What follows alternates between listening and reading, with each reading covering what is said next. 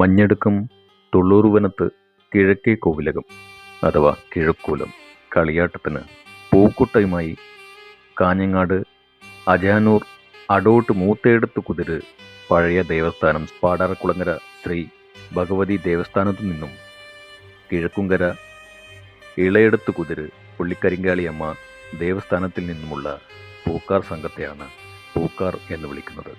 കാൽനടയായി വരുന്ന പൂക്കാർ കിഴക്കൂലത്തെ 6ാം കളിയാട്ട ദിവസമാണ് കലശമെടുക്കുന്നത്.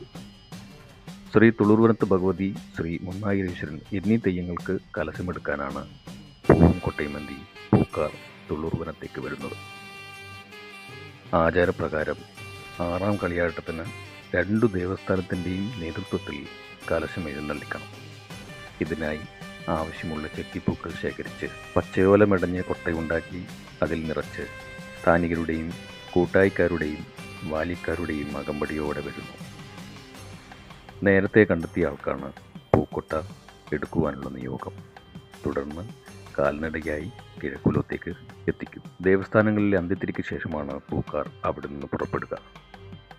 ശേഷം കിലോമീറ്ററുകൾ താണ്ടിയുള്ള കാലങ്ങളായുള്ള അനുഷ്ഠാന യാത്ര. കിഴക്കോട്ടുള്ള സഞ്ചാരത്തിനിടെ ചില സ്ഥലങ്ങളിൽ വിശ്രമവും ഭക്ഷണവും ദാഹജലവും നൽകിയും പൂക്കാരെ തറവാടുകളും സ്വീകരിക്കും. അടുത്ത ദിവസം ഉച്ചയ്ക്ക് പനത്തടി നാട്ടിൽ എത്തിച്ചേരുന്ന പൂക്കാർക്ക് വിശ്രമവും ദാഹജലവും ശ്രീ വയനാട്ടുകുലം ദേവസ്ഥാനത്ത് നിന്നും നൽകുന്നു. ദേവസ്ഥാനത്ത് പൂക്കോട്ട ഇറക്കി പ്രാർത്ഥിച്ച ശേഷം തുളിച്ചേരി തറവാട്ടിൽ നിന്ന് കഞ്ഞിയും തോരക്കറിയും കൂട്ടിയുള്ള ഭക്ഷണവും പൂക്കാർക്ക് നൽകും. നമ്മളിതിനെ പൂക്കാര കഞ്ഞി എന്നാണ് വിശേഷിപ്പിക്കാറ്.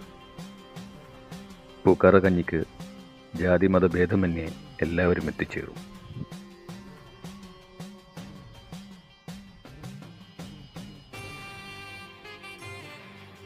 ശേഷം പൂക്കാർ ശ്രീ കരുവാളമ്മയുടെയും ശ്രീ ക്ഷേത്രപാലകന്റെയും ദേവസ്ഥാനത്തു നിന്നും കുറി സ്വീകരിച്ച് കിഴക്കൂലത്തേക്ക് പുറപ്പെടും. ശേഷം പാണത്തൂർ കാട്ടൂർ തറവാട്ടിൽ സ്വീകരണം ഏറ്റുവാങ്ങി അവിടെ വിശ്രമിച്ച് പിന്നീട് കളിയാട്ട സന്നിധിയിലേക്ക് പൂക്കാർ നടന്നു നീങ്ങും.